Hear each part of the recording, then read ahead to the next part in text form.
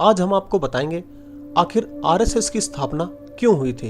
इसका उत्तर जानने से पहले आपको खिलाफत आंदोलन के बारे में पता होना चाहिए। तो चलिए पहले खिलाफत आंदोलन क्या था ये जानते हैं। संसद में मोदी ने हामिद मियां पर तंज कसते हुए कहा था कि आपके परिवार के लोगों ने खिलाफत आंदोलन में भाग लिया था, जिस पर हामिद मियां खीसे निपोड़ते रह गए। तो क्या था यह खिलाफत आंदोलन, जिसे सुनते ही हामिद मियां और कांग्रेस असहज हो उठी। जानने के लिए पूरी वीडियो अंत तक देखें। खिलाफत जानने से पहले आइए पहले जरा खलीफा को जान लें। खलीफा एक अरबी शब्द है जिसे अंग्रेजी में खलीफ या अरबी भाषा में खलीफा कहा जाता है। तो कौन होता है खलीफा?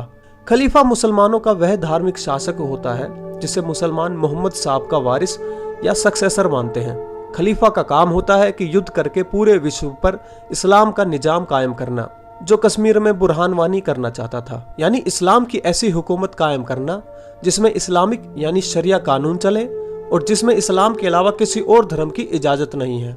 जितने हिस्से या राज्य पर खलीफा राज करता है उसे खलीफेट यानी अरबी भाषा में खलीफा कहते हैं। खलीफा यानी इस्लामिक सुल्तान और खिलाफा यानी इस्लामिक राज्य। 1919 से 1922 के दौरान टर्की में ओटोमन वंश के आखिरी सुन्नी खलीफा अब्दुल हमीद II का खिलाफा यानी शासन चल रहा था, जो कि जल्द ही धराशायी होने वाला था। इस आखिरी इस्लामिक खिलाफा यानी शासन को बचाने के लिए अब्दुल हमीद II ने जिहाद का आह्वान किया ताकि विश्व के मुसलमान एक होकर इस आखिरी खिलाफा यानी इस्लामिक शासन को बचाने आए। पूरे विश्व में इसकी कोई प्रतिक्रिया नहीं हुई सिवाय भारत के। भारत के अलावा एशिया का कोई भी दूसरा देश इस मुहिम का हिस्सा नहीं बना, लेकिन भारत के कुछ मुट्ठी भर मुसलमान इस मुहिम से जुड़ गए और हजारों किलोमीटर दूर 7 समंदर पार टर्की के खिलाफा यानी इस्लामिक शासन को बचाने और अंग्रेजों पर दबाव बनाने निकल पड़े। जबकि इस समय भारत खुद गुलाम था और अपनी आजादी के लिए संघर्ष कर रहा था। लेकिन अंततः 1922 में तुर्की से सुल्तान के इस्लामिक शासन को उखाड़ फेंका गया और वहां सेकुलर लोकतंत्र राज्य की स्थापना हुई और कट्टर मुसलमानों का पूरे विश्व पर राज करने का सपना टूट गया।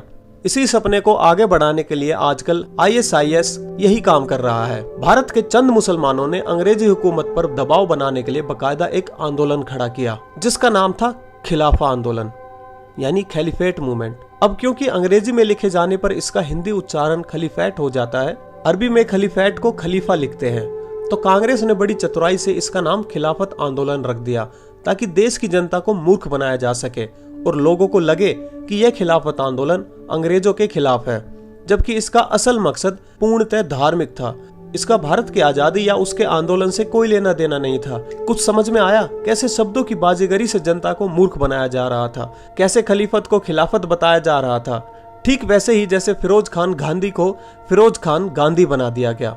उस समय भारत में इतने पढ़े लिखे लोग और नेता नहीं थे कि गांधी नेहरू की इस चाल को समझ सके, लेकिन इन सब के बीच कांग्रेस में एक पढ़ा लिखा व्यक्तित्व उपस्थित था जिसका नाम था डॉक्टर केशव बलिराम हेगड़ेवार। इन्होंने इस आंदोलन का जमकर विरोध किया क्योंकि खिलाफा सिर्फ तुर्की तक सीमित नहीं रहना था। इसका उद्देश्य तो पूरे विश्व पर इस्लाम की हुकूमत कायम करना था, जिसमें गजवाए हिंद यानी भारत भी शामिल था।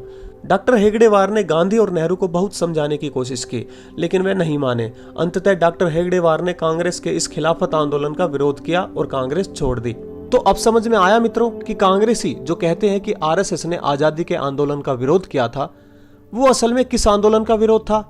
आप डॉक्टर हेगड़ेवार के स्थान पर होते तो क्या करते?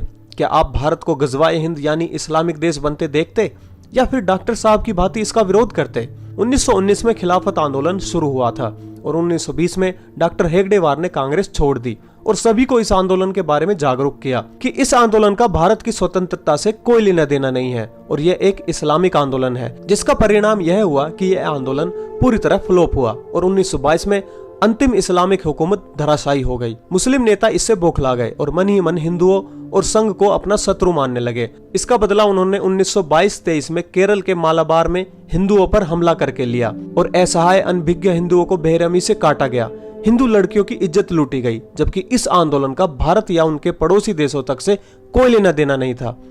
1923 के दंगों में गांधी ने हिंदुओं को ही दोषी ठहराते हुए हिंदुओं को कायर और बुज़दिल कहा था। गांधी ने कहा, हिंदू अपनी कायरता के लिए मुसलमानों को दोषी ठहरा रहे हैं। अगर हिंदू अपने जान माल की सुरक्षा नहीं कर सकता तो इसमें मुसलमानों का क्या दोष? हिंदुओं की औरतों की इज्जत लूटी जाती है तो इसमें हिंदू दोषी हैं। कहाँ थे उनके रिश्तेदार जब उनकी लड़कियों की इज्जत लूटी जा रही थी? कुल मिलाकर गांधी ने सारा दोष दंगा प्रभावित हिंदुओं पर मढ़ दिया और कहा कि उन्हें हिंदू होने पर शर्म आती है। जब हिंदू कायर होगा तो मुसलमान उस पर अत्याचार करेगा ही।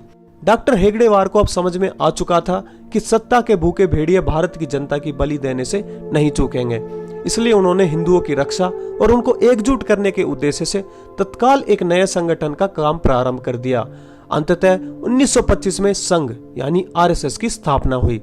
आज अगर हम होली और दीपावली मनाते हैं, आज अगर हम हिंदू हैं, तो केवल उसी खिलाफत आंदोलन के विरोध और संघ की स्थापना के कारण, अन्यथा तो जाने कब का गजवाए हिंद बन चुका होता। तो दोस्तों, आपको ये वीडियो कैसी लगी हमें कमेंट करके जरूर बताएं और साथ ही साथ हमारा चैनल भी सब्सक्राइब कर लें, क्योंकि हम ऐसी ही रोचक जानकारियां आपके पास लेकर आते रहें।